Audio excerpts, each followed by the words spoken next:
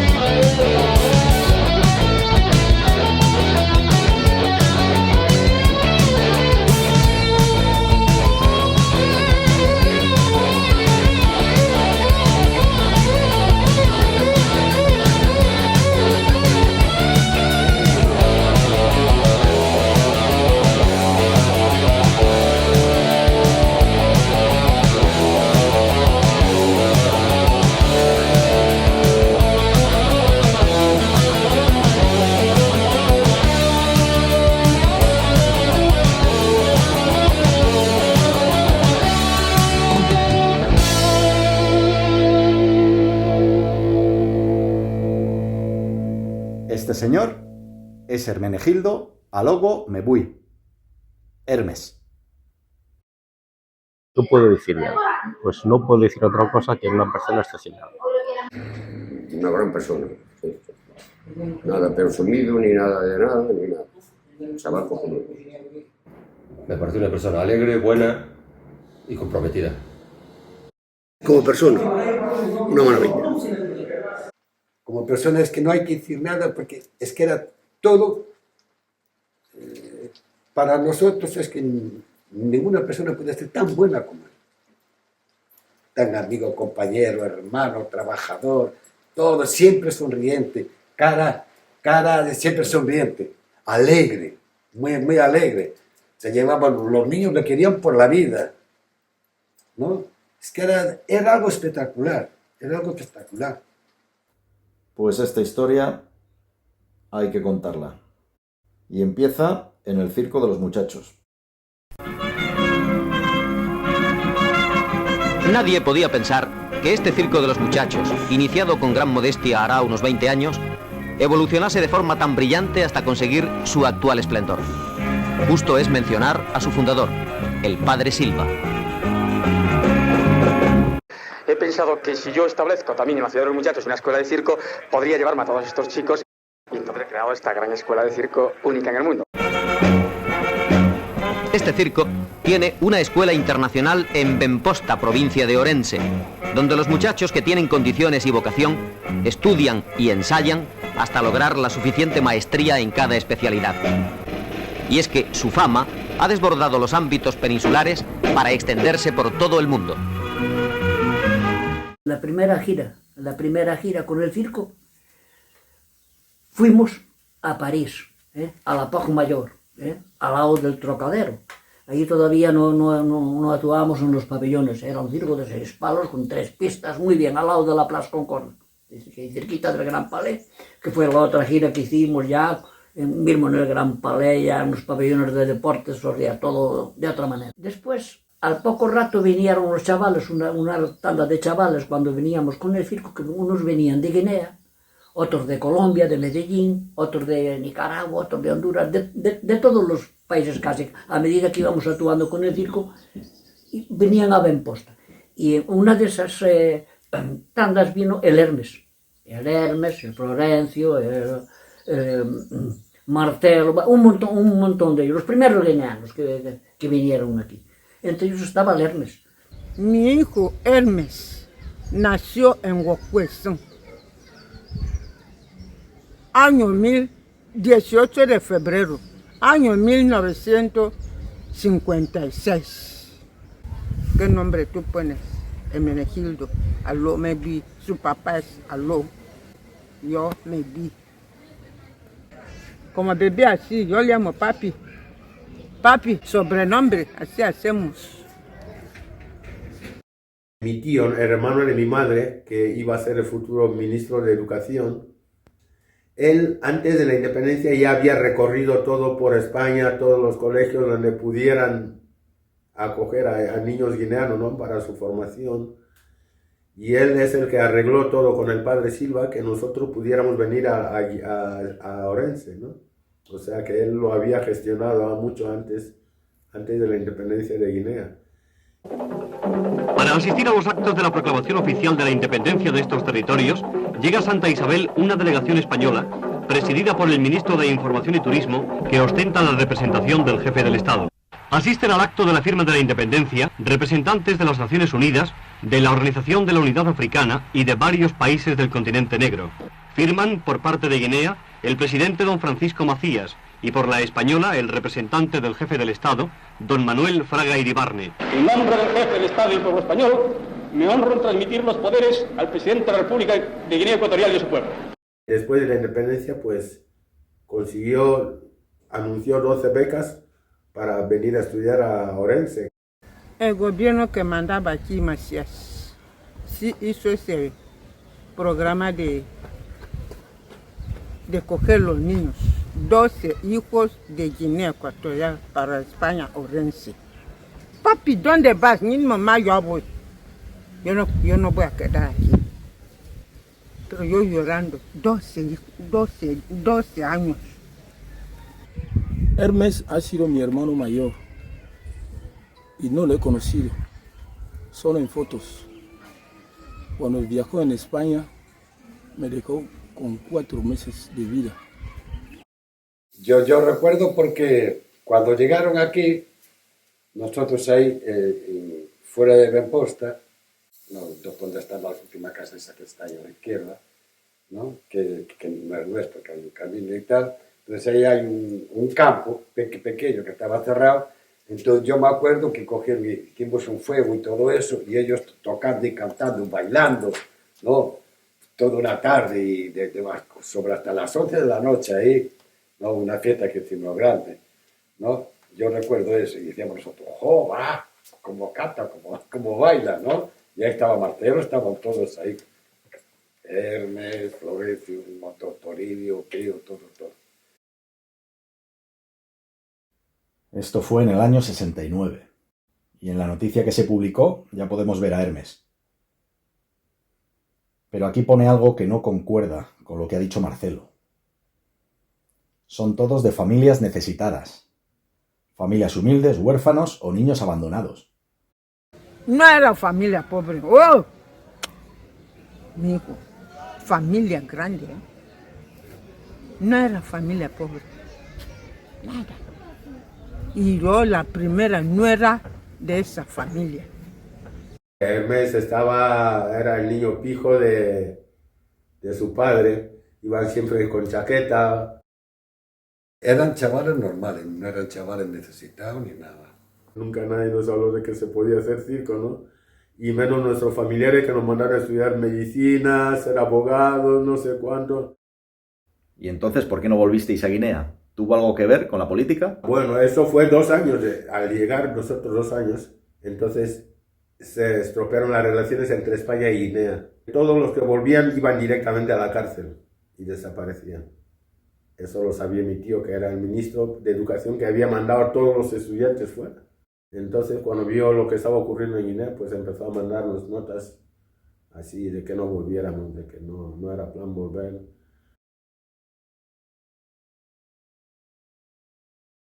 ¿Y Hermes cuándo entró en el circo? Hermes entró casi más tarde que yo, entró 2 años después, porque el circo era, tenías que estar 2 años en la escuela, aprendiendo a hacer de todo. Hermes empezó a hacer bicicletas, portor de bicicletas.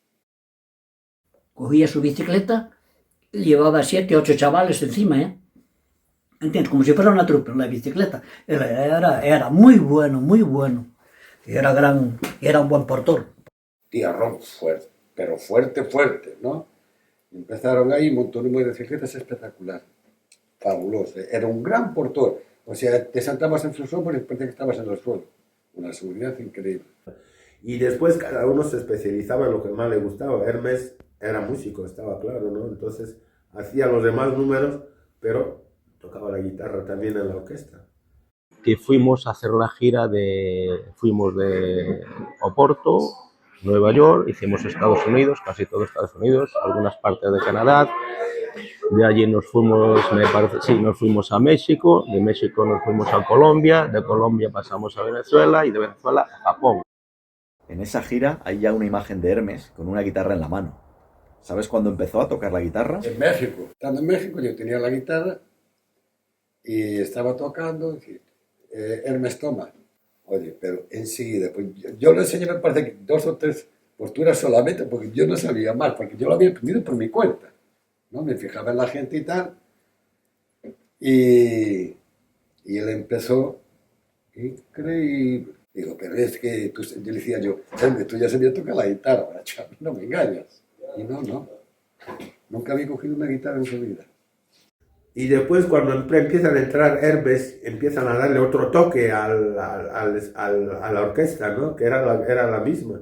Pero ya buscando canciones que fueran más de un solo de guitarra, más así, poco a poco. Empezó a entrar gente que cantaba muy bien rock and roll. Empezó a entrar Aquilino. Aquilino era muy bien percusionista. Tocaba de todo. Lo mismo te tocaba un paso doble que cualquier otra cosa, ¿no? Y ya empezamos a preparar unos temas que tenemos las grabaciones, que era más bien, no era música de circo. Dirás tú, ¿cómo? ¿Por qué? Era más bien música de rock, porque entre el repertorio que teníamos Soldado de Fortuna, de Deep Purple, teníamos Promise, de Uriah Heep, teníamos Shishonk and the Wonderful, teníamos The Animals, teníamos Smoke on the Water, de Deep Purple, teníamos We the people, nero, yes to me, de Led Zeppelin. Entonces ahí se juntaron 7, ¿no? A empezar a tocar, a montar canción de Pink Floyd, Deep Purple y todo eso, más las canciones nuestras que hacíamos nosotros, ¿no?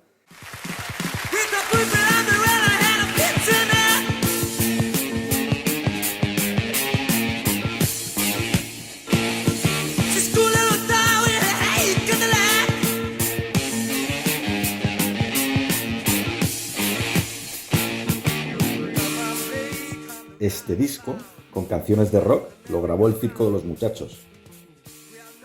Tiene dibujada una imagen de Hermes en la portada, con su guitarra.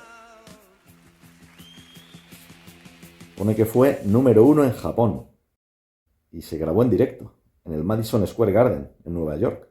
En el LP pone número 1 en Japón, pero fue grabado en Barcelona. Pero bueno, eso son pequeñas trampas que hacen todos los artistas, ¿me entiendes? Después Hermes salió del circo, ¿no? ¿Cómo fue eso? Es que, claro, cuando nosotros llegamos a Orense de la gira, creo que fue la gira de Australia, sí, después de Australia, la gente venía a buscar, porque era el rock and roll, estaba entrando en España. Entonces lo que sabían, todo el mundo sabía que el Circo de los Muchachos tocaban rock and roll, Silva cantaba, Calvo tocaba el bajo, Aquilino en la batería, Hermes en la guitarra. Entonces se lo rifaban las grandes orquestas de Galicia. En alguna hasta creo que coincidió con Canolas en la batería, que también estuvo en los Suaves, Canolas. Poco a poco me iba a tocar y él me dijo, chaval, ¿quieres venirte conmigo? Dijo, ahora mismo, me voy a tocar ahí, ahora mismo. Pues hoy nos vinimos y fue cuando lo metí en Amanecer. Por medio de Canolas, conocía gente del círculo, hacía a los muchachos, contactamos con él y llegó a entrar con nosotros. Del 80 hasta el 81 estuvo en Amanecer. Era un grupo de amigos, de 6 amigos, y luego del 81 al 82 cambiamos el nombre por Espiga. Hacíamos toda clase de música porque tocábamos en fiestas, en discotecas, en salas de fiestas, etcétera, etcétera. Hacíamos desde pasodobles hasta rock y hasta música pop. Hermes era el guitarrista. Veña a facer escalas, e prepara unha puta vez facer escalas monocalacho. Escoito que che gusta. E aparte, cantaba temas, porque en aquella época era moi importante, todos los componentes de los grupos, aparte de su instrumento, era conveniente que cantaran temas. Todos cantábamos 7, 8 temas. Maracaibo me voy, es en mi tierra caí nací. Maracaibo me voy, soy maracucho de corazón. Maracaibo me voy, y a la verita voy a pasar. Maracaibo me voy, y a mi chinita voy a decir.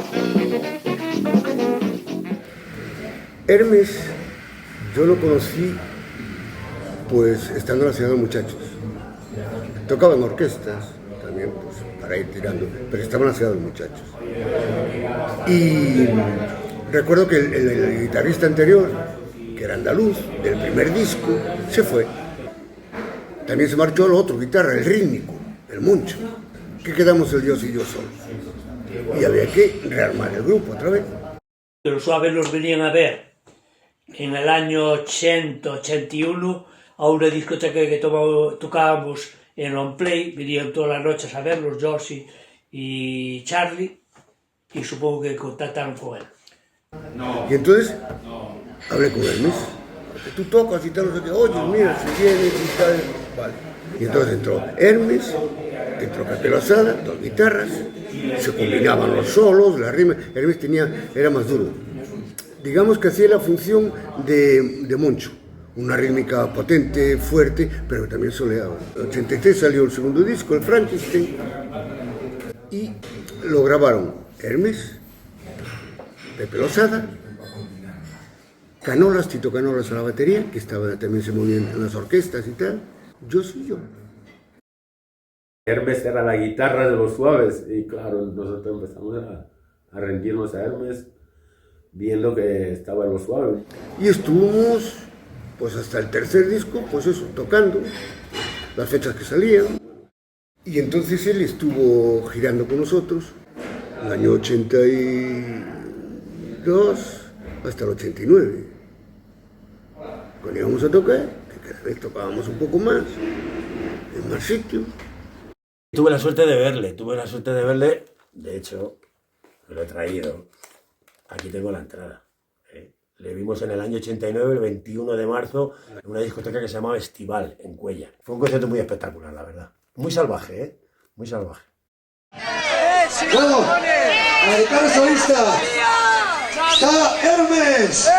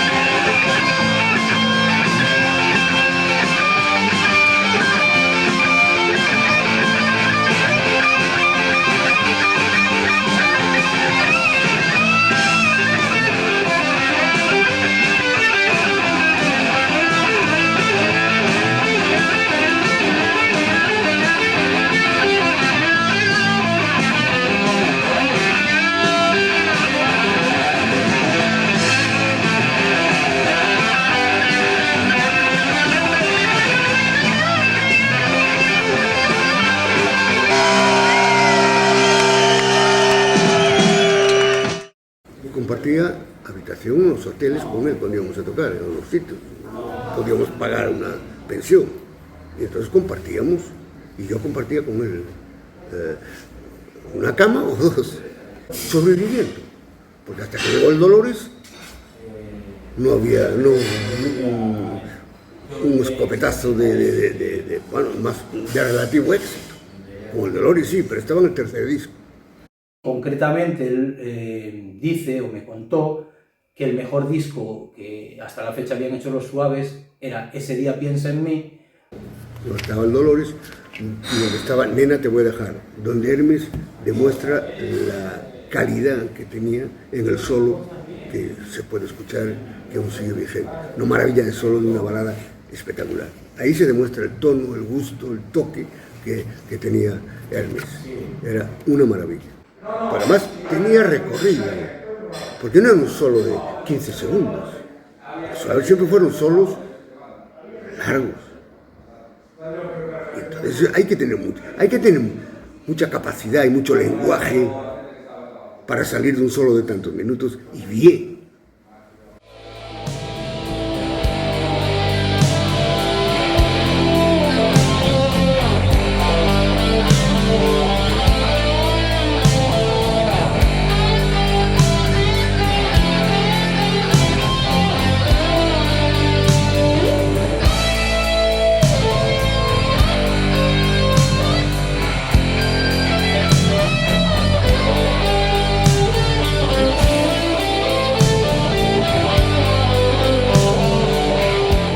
Me impresionó de su técnica es cómo manejaba la púa y la contrapúa, algo que no era muy normal en el mundo del heavy. En el mundo del heavy se suele tocar con la púa hacia abajo o tapando las cuerdas para darle rítmica.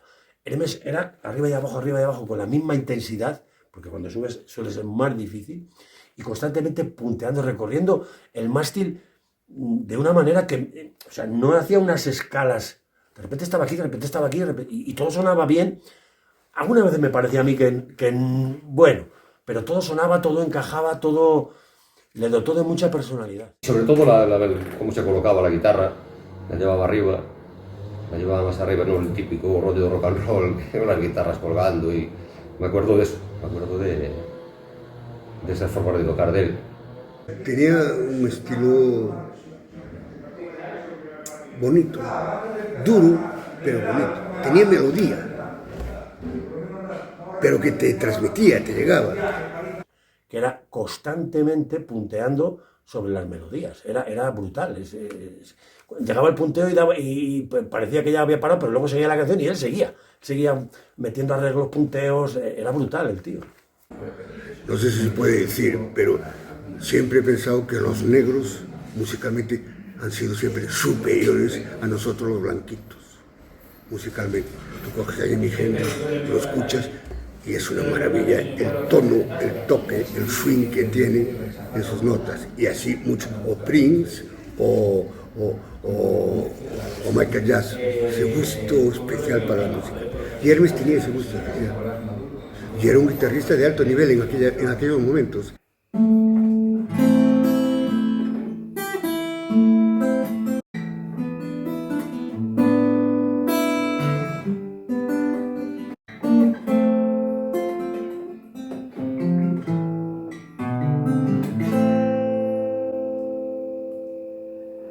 Este tema es Angie, es la primera canción que en estas clases con Hermes habíamos decidido aprender. Y después de escuchar el disco y de forma muy intuitiva y muy rápida, fue capaz de, con la guitarra eléctrica y a púa, diferente como lo acabo de tocar yo, reproducirlo de una forma muy fiel al original, lo cual pues en ese momento fue impactante para mí, ¿no? Se hizo ahí un pequeño silencio que recuerdo, ¿no? Me permitió dar clase, contra su deseo, con la propia guitarra de él, porque yo no disponía de una guitarra eléctrica en ese momento. Entonces, bueno, me echaba un poco en cara que yo tenía mucho morro y mucha cara por tocar en clases con su guitarra. Más o menos me venía diciendo que tenía que hacerme con una, que no era plan de ser un guitarrista sin guitarra. La guitarra de Hermes creo que la compró cuando iba con el circo fuera de aquí. Era japonesa la guitarra, pero bonita, bonita de verdad. Todo madera, no sé, lisa, sin andar con... bonita de verdad. Esta es la guitarra de Hermes. Tuvo la misma guitarra durante 15 años. Era de color madera y luego la cambió de color. Era roja cuando tocaba en Los Suaves. Era una Yamaha modelo SG30. ヤマハの SG30 というモデルなんです。ヤマハのエレキギターともちろんね、この大ヒットモデル SG なんですけども、これね、73年から74年、わずかこう1年しか作ってなかったみたいなんですけど、本来 SG っていうとセットネック、あるいはスルーネックモデルもあるんですけど、こちらはね、割とこのボルトンのね、簡単な作りになってます。これ多分ですけど、これ当時のあれじゃないの、この FG、ね、アコギの部品使ってますよね。さあ、こちら、一応2ハムでね、それぞれこう、ボリュームトーンついて、このトグルスイッチで、まあ、今の、ヤマハ SG の、ルーツ仕様まんまですね。なんですか、Hermes se compró la Yamaha entre muchas guitarras porque nos ofrecían, no era que solamente ibas a comprar, sino que las casas sabían que los japoneses son mucho más listos, ¿no? Entonces regalaban a las guitarras a los músicos, instrumentos a los músicos, con tal de que firmaras que apareciera ahí Yamaha o quien fuera, ¿no? En el espectáculo. Y fue ahí cuando Hermes se hizo con la guitarra suya, que fue su guitarra ya toda la vida. Él arreglaba con los tornillos esto, que si lo otro, que si... ¿Me entiendes? Él la montó, él montó la guitarra, aunque la comprara Yamaha, ¿no? Pero él la montó, él arreglaba y yo siempre lo he conocido con esa guitarra. Eso era la... Y toda la guitarra la utilizó para los solos del Frankenstein y el de Siria Piensa en mí. Grabó el directo también, el primer directo. Déjame el disco del Circo de los Muchachos. Aquí Hermes tocaba una canción que después también tocó con Los Suaves en los directos, que es una versión de la mítica Johnny B. Good. Go, Johnny, go, go, go. Go, Johnny, go, go, go. Johnny B. Good. Go, go. Sí, Johnny B. Good es la cantaba cantante. El Hermes también. Los punteos, esos todos, el Hermes. Era una máquina.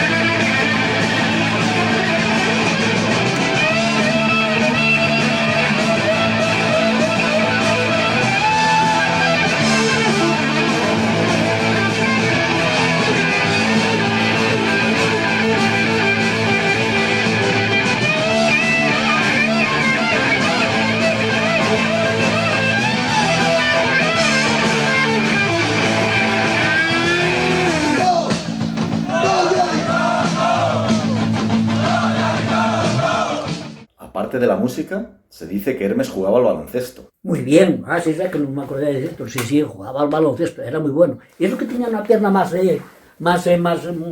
flaca que la otra. Eso que era un poco cojo. Pero el tío, hostia, tenía de aquí para arriba un cuerpazo de la vida. Había nacido ya una pierna un poco más corta que la otra, ¿no? Que lo que tenía. Pero corría, jugaba y hacía todo, pero de maravilla, ¿no? Era muy curioso porque él tenía una pierna más corta que otra. Y entonces, cuando jugaba al baloncesto, no sabían cómo pitar los árbitros pasos. Porque iba de una manera que o se equivocaban o no acertaban. Jugaba muy bien al baloncesto, le encantaba. No sé si le encantaba más el baloncesto que la música. Era árbitro de baloncesto. Sacaba una pasta también como árbitro de baloncesto. Era un árbitro muy estricto y muy rígido. Yo lo fuera a ver alguna vez, como árbitro era muy estricto.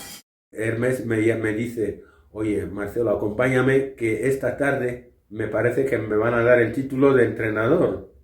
Entrenador o árbitro, era una cosa de baloncesto, ¿no? Entonces uno de ellos le ve a Hermes y dice, oye negro, tráeme esa pelota. Y Hermes dice, Hermes se puso, ¿cómo me puede estar llamando así? Dice, suspendido, este negro suspendido.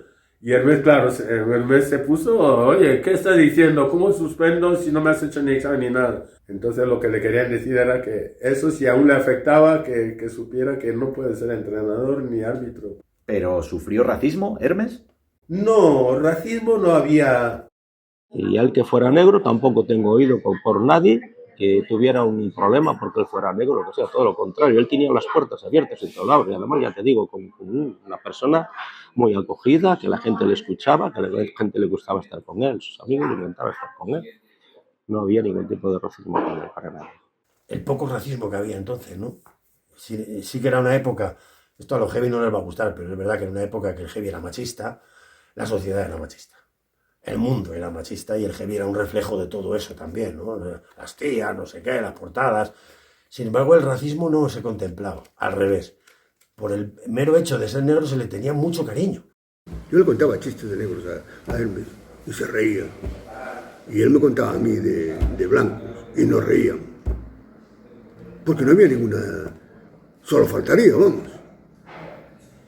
Que se mosquease por el susceptible de Hermes. Pero estamos locos aquí. Ahora posiblemente sí, porque ahora es un mundo de hienas. La primera que fuimos a un colegio a saludar a niñas, Hermes venía conmigo. Empezamos a saludar a todas las niñas que las habían puesto en fila. Veo una que está cohibida, ¿no? Que no se atrevía ni a mirarnos. Entonces, claro, yo voy en plan de romper el hielo. Hola, ¿cómo estás? ¿Cómo te llamas? Me dice, Marusha. Digo, Marusha, ¿cómo estás? Le saludo y me da la mano y después la mira a ver si le había manchado por ambos lados. Mira, así, Dios mío, la raza negra con que existen. ¿Entiendes? Eso no era racismo, pero eso era lo que convivíamos todos los días. Oye, ¿tenéis pelo? Oh, tenéis el pelo largo pero encogido. Oye, también hacéis pis. Oye, también, entonces no era racismo, era ignorancia de no saber. Yo nunca consideré a los gallegos ignorancia sí normal, pero no racistas. ¿Y Hermes, en cuestión de chicas, qué tal? Era muy enamoradizo. Eso sí, se enamoraban muy fácil. Hombre, novias teníamos todos. Hermes tenía una novia en China, en Japón, en cualquier sitio que pasábamos. Hasta que llegó a Orense y se enamoró de su mujer. Una chica rubita, ella, muy guapetona. Y fue a vivir con ella. Con ellos tuvieron 2 niños, que yo era el padrino de los 2 niños de Hermes. Lo conocí porque llevaba a los niños a nadar. Entonces los llevaba, los recogía, entonces a veces tomábamos un café. Se casó estando en los Suaves. No es que ya venía casado. Sí, con la expresión. Se casó estando en los Suaves. Tuvo 2 hijos. Su vida privada de todo no la sé, pero yo con los niños se desvivía, ¿eh? Volviendo a la música. Cuando Hermes te daba clase, ¿estaba todavía en los Suaves? El momento que coincide con las clases con Hermes es un momento, digamos, un punto de inflexión, porque él sale de los Suaves debido a ese problema de salud que tiene. Le había dado un ictus y tenía medio cuerpo pues paralizado, pero se movía igualmente, se desempeñaba. Daba clases y tocaba algunas veces, ya en los últimos días, ya de estar en los Suaves, y alguna vez, pero al final después, cuando se encontró mal, de verdad, ya dejó los Suaves. Él lo dijo que se iba, ¿no? Sí, porque no podía. No daba, pero recuerdo, lo dijo en la calle de ensayo, dijo, no doy, tocar más lentos. Claro, el Dolores iba al tempo que iba y el otro iba y cada tema, una balada era una balada, con la balada se podía. Pero los temas rápidos no daba, se quedaba atrás, o lo digitaba bien, o tenía problemas.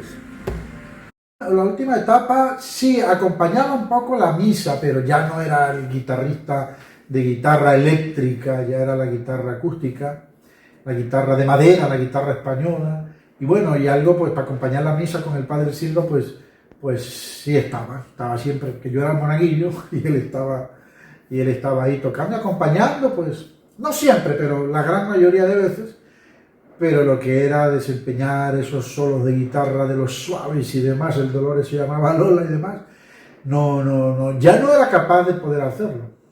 Y entonces Hermes se marchó y ahí ya entró Alberto Cereijo. Marca tanto a los suaves que cuando Hermes se va, la única solución que les queda es buscar los mejores guitarristas del país. No cualquier otro podía sustituir a Hermes. Parece que el destino estaba todo pergeñado de tal manera. Ahora Hermes va a tener que dejarlo porque ahora viene Alberto. Entonces le surge ese problema del... Pero el tiempo que echó, la década de los 80, ha sido una persona que le ha dado continuidad a la historia de los suaves, es parte importante. En ese momento de convalecencia o de recuperación, él empieza a pensar en un proyecto musical propio suyo y que además me comentó que tenía el nombre pensado de Abril porque él recordaba que Abril era importante en su vida. Entonces llega a Benposta en abril, la guitarra Yamaha SG que toca la compra en Japón en abril, su primer hijo nace en abril y estaba con ese proyecto que, bueno, después, tal como fueron surgiendo los acontecimientos de su vida, pues quedó ahí. Se separó, se separaron, el matrimonio, y ahí pues como que él entró en el desencanto y en el, ¿sabes? Estaba muy mal cuando tuvo los problemas con la mujer y todo eso, él lo estaba pasando muy mal, ¿eh? Y era un chaval que no bebía ni nada, él nunca ha bebido, nunca. Que tuviera problemas con la bebida. No, ni se drogaba. Nos enteramos nosotros, ¿no? Entonces le dijimos, bueno, mira, sube a Benposta, quédate allí, das clases de guitarra a los chavales, punto. Y fue así. Y fue después cuando vino Marcelo, se enteró, vino Marcelo y lo llevó para Guinea, porque él ya estaba muy enfermo. Estando yo en Benposta, él regresa ya después de todo su periplo musical y profesional dentro de su vida nómada, ¿no? que ha podido realizar con esto de la música dentro del instrumento de la guitarra. Me fui a Benposta y me dicen, Hermes está aquí. Digo, ¿cómo Hermes está aquí? Yo suponía que Hermes estaría con los suaves o con alguna orquesta, no. ¿Y qué hace aquí? Entonces me fueron a enseñar dónde dormía. Que bueno, aquello me saltaron las lágrimas verle a Hermes en esa situación. Entonces fui al hospital y me entregaron todos los informes de la enfermedad de Hermes. Desde lo que ellos, la información que tenían que les había de Hermes, más lo que descubrieron ellos, ¿no? O sea que todo le había derivado a una hemiplegia, y ya no hablaba, ya no podía hablar, ya no movía las manos, ya no podía tocar la guitarra. Hay mucha gente, como muchos artistas, que vosotros sabéis, que han ganado mucho dinero, han estado arriba, en lo más alto, y al final acabaron pues, en la miseria, en la ruina, como Rafael Aparicio, Racita Morales, etcétera, etcétera, un montón de ellos.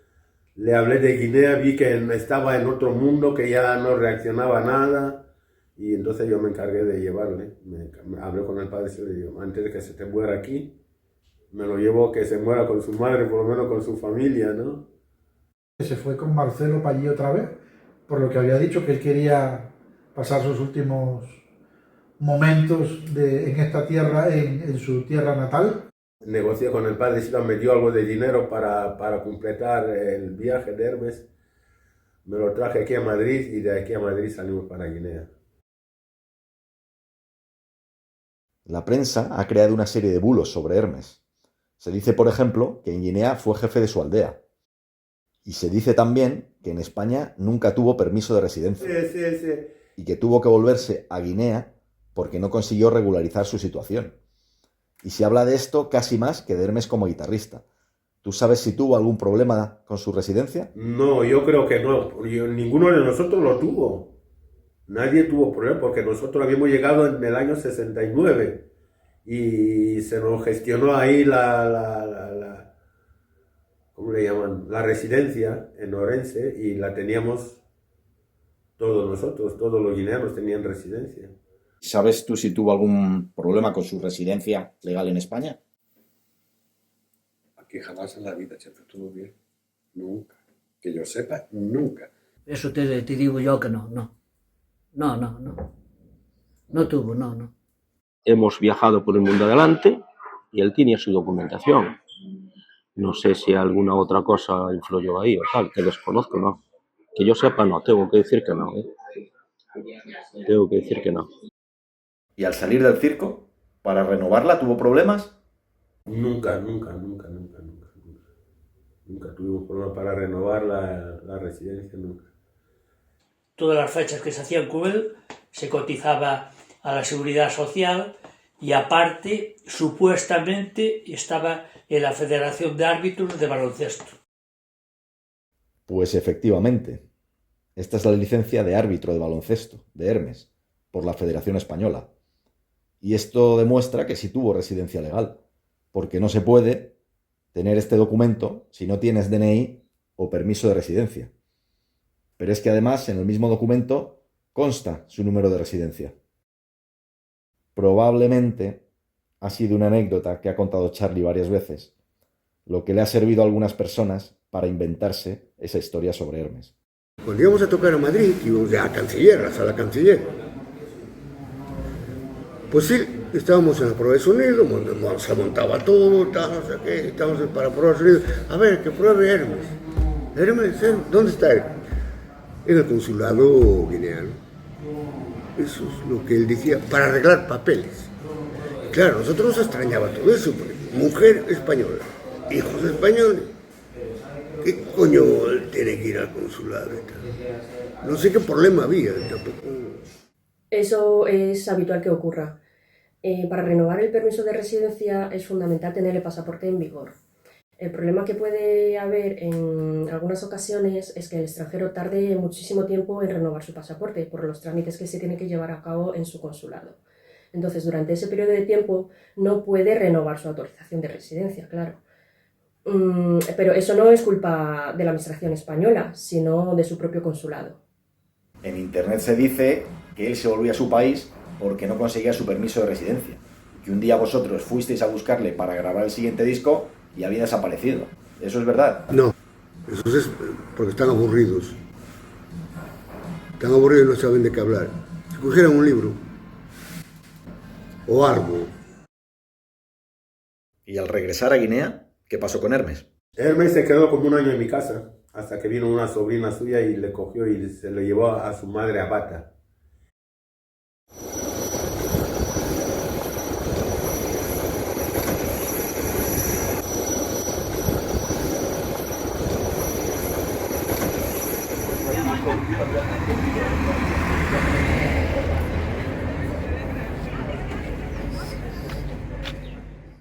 Cuando vino ya no estaba en sí, porque la cabeza estaba trastornado. ¿Qué podía trabajar entonces? No podía trabajar ya, solo sentar y comer.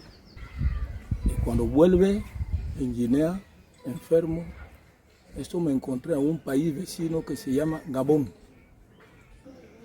Me hablaba de hijos, me hablaba de su mujer. Busqué forma de venir. Escribí mamá una nota preguntando a todos mis sobrinos. Vi a Hermes, estuve con Hermes justo aquí, debajo de este árbol que está aquí. No sé si me pueden acompañar. Debajo de ese árbol conocí a Hermes. Y vale, me dijo, charlamos un poco, interactuamos, me dijo que él era guitarrista. Hablaba de música, teniendo su música, guitarra, pero sin tocar. Guitarra está en casa. Hablaba de música. Pues la música rock para nosotros aquí es un poco como una sorpresa, ¿no? Que se escuche rock, porque nuestras guitarras no son tan rápidas como el rock, ¿no? Entonces nosotros, los rockeros son... Entonces nuestro ritmo de baile no nos coincide con el rock. Entonces nosotros aquí el rock nos es como un poco raro, ¿no? Para escuchar rock. Aquí en Guinea, ¿no? Nosotros el rock no es lo nuestro. Le dije que qué hacías aquí y tal, me dijo que quería conquistar a una chica en esta casa y bueno. Hermes, como rockero en Guinea, es la primera vez que lo escucho. Conocí a Hermes en la ciudad de Bata, en la parte continental de Guinea Ecuatorial. Él comenzó a venir a las reuniones de los testigos de Jehová en el salón que teníamos entonces en el barrio de Comandachín. Sí, me decía así, mamá, yo voy a testigos de Jehová, porque yo recuerdo donde yo vengo, a España, a esos blancos como testigos de Jehová. La idea que tengo yo es de que Hermes llegó a Bata y empezó a reaccionar un poco, a saber qué había pasado, ¿no? Entonces no coordinó con su gente, ¿no? Entonces le empezaron a decir que cosas y él empezó a salir a la casa. Tenía dificultad para caminar y tenía también dificultad para hablar. No era una parálisis total, pero sí que una pierna y un brazo no le respondían y cuando trataba de caminar pues iba como arrastrando la pierna y eso le suponía mucho esfuerzo. Desde su casa en Shanghái, la verdad es que Hermes tenía un trayecto bastante largo para llegar hasta el salón. Ese trayecto, que a Hermes le suponía mucho esfuerzo, lo estuvo haciendo durante unos 2 años, 3 veces por semana, para venir a las reuniones y también para recibir las clases de la Biblia.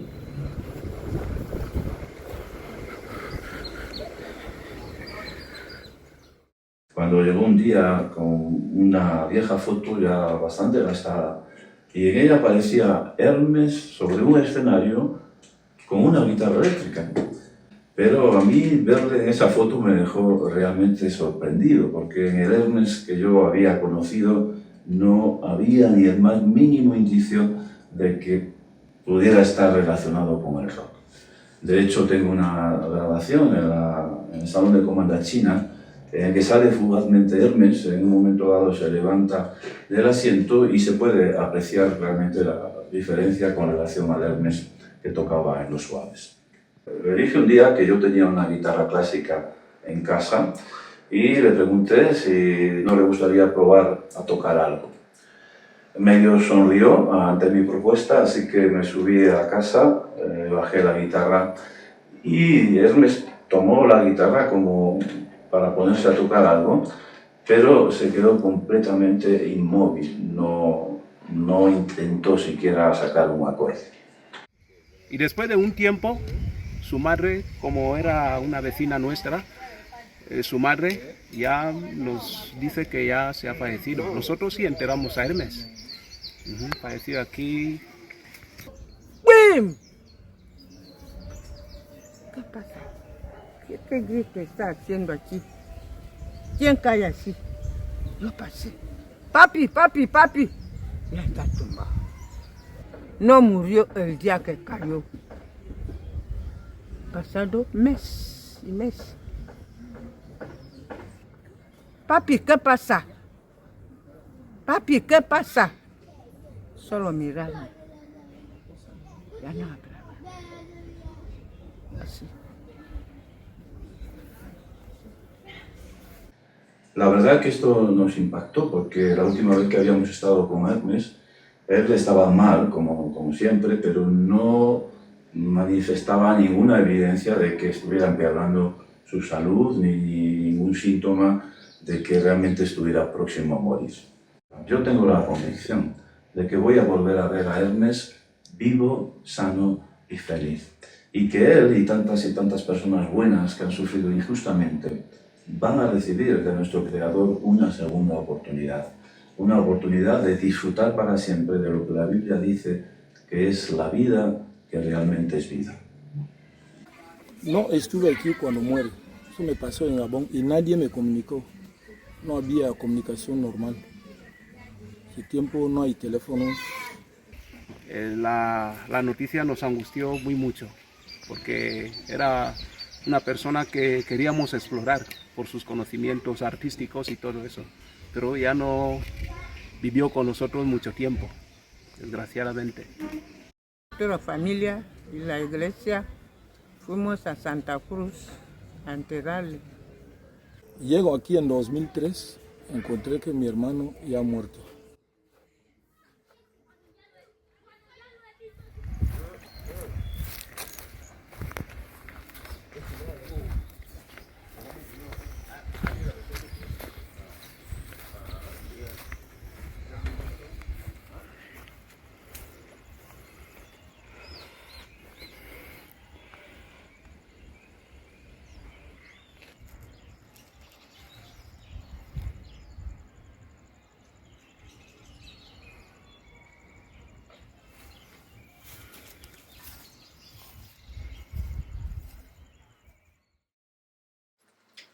para mí sigue estando aquí en la mente. Se fue, pero sigue volando, como digo yo, y sigue tocando la guitarra. Una persona con una humanidad tremenda que te marca. Que decía que hay personas que te dejan huella y no cicatrices, pues Hermes es una de ellas. Porque él ha sido una persona muy ejemplar. Para mí lo seguiré teniendo ahí. Tengo 2 personas, de Benposta tengo 2 personas en mi mente, que es Hermenegildo Alonso Mebuy y Aquilino González. Y hace falta en la vida de la gente, hacen falta personas así, para hacerte mejor. Si ahora pudieras ver a Hermes, ¿qué le dirías? Que volviera a tocar. Que volviera a tocar y que volviera a aportar lo que ha aportado a la música, que creo que se lo merece. Vamos a tomar algo y vamos a tocar algo. Lo primero que le diría a Hermes, efectivamente, toca la guitarra. Porque le diría, primero un abrazo de la hostia y después ya hablaríamos de lo que fuera. Y le daba un abrazo. O 2. Ya, bueno, a ver. Pues mira, darle un abrazo enorme, darle muchas gracias por lo que hizo aquí en Benposta, por ser una persona bellísima. Esté donde esté, nos encontraremos. Si existe el cielo, le digo a Hermes que nos encontraremos y que allí ensayaremos los 2 y recordaremos viejos tiempos. Dicen que hay varias vidas, ¿no? Una vez que se muere, que se vuelvan a hacer. Pero bueno, así es la vida.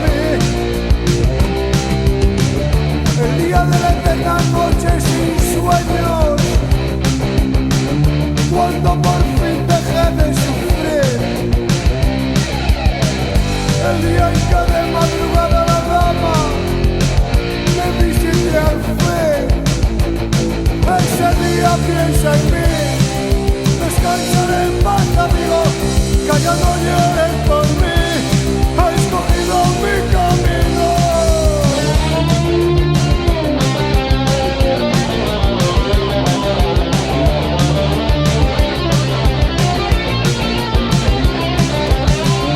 El día sin luz anterior a mi entierro, cuando las moscas se posen en mí, el día en que nadie cierre mis ojos, que ni una lágrima corra por mí, el día en que veas que mi mirada no se fija en ti, ese día piensa en mí, descansaré en paz, amigo, que ya no llores por mí.